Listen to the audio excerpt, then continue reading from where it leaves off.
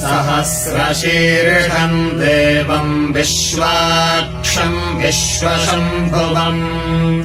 विश्वम् नारायणम् देवमक्षरम् परमम् पदम् विश्वतः परमान् नित्यम् विश्वम् नारायणगुम् हरिम् विश्वमेवेदम् पुरुषस्तद्विश्वमुपजीवति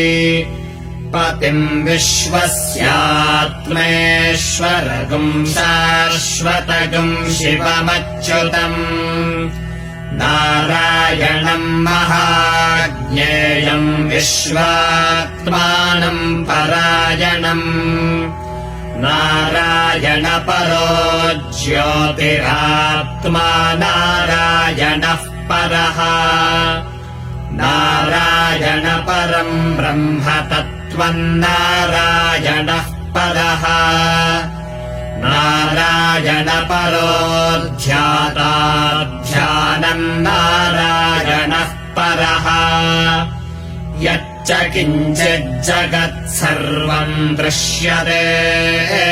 श्रूयतेऽपि वा अन्तर्बहिश्च तत्सर्वम् व्याप्य नारायणस्थितम्।